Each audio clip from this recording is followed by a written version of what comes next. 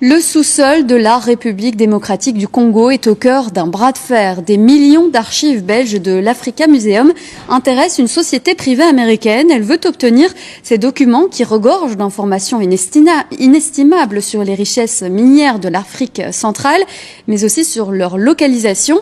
La Belgique refuse. Cuivre, cobalt et lithium, les enjeux sont diplomatiques, mais aussi bien sûr économiques.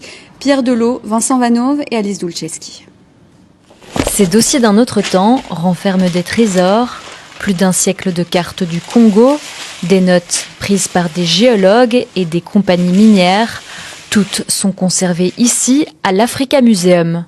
C'est une étude, une exploration qui date du début du XXe siècle et qui visiblement concerne une prospection d'or dans la région de l'Ouélé. Et vous voyez ici le cheminement des géologues sur le terrain avec différents points d'observation. Ce sont des milliers d'archives aujourd'hui convoitées par une société minière américaine. Cobalt Metals voudrait les obtenir car il pense que ces archives pourraient les mener vers du cobalt, du coltan ou encore du lithium, matériaux essentiels dans les nouvelles technologies. Maintenant, il n'y a pas une carte qui vous dit « creusez ici, vous trouverez du lithium ». Ce n'est pas comme ça qu'il faut voir les choses. Donc effectivement, ce sont des archives qui ont une certaine valeur dans le contexte actuel. Ces archives, la Belgique s'est engagée à les restituer aux autorités congolaises de façon digitalisée, mais Cobalt Metals voudrait les numériser elle-même. Pour le directeur de l'Africa Museum, il n'en est pas question. C'est un demi-kilomètre d'archives.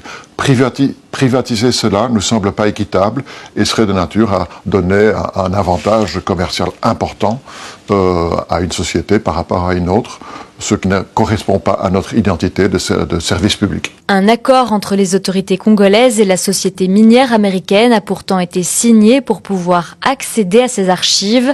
Mais pour la ministre de tutelle de l'Africa Museum, Cobalt Metals ne peut pas s'approprier les documents originaux car la Belgique n'a pas signé cet accord. Ce n'est pas du ressort de la Belgique. Ça dépend de la souveraineté de l'État congolais de décider ce qu'il fait de ces archives une fois que la Belgique les a digitalisées. Des fonds européens viennent d'être débloqués pour accélérer la digitalisation de toutes ces archives, mais la tâche reste d'ampleur et devrait prendre encore de 4 à 5 ans.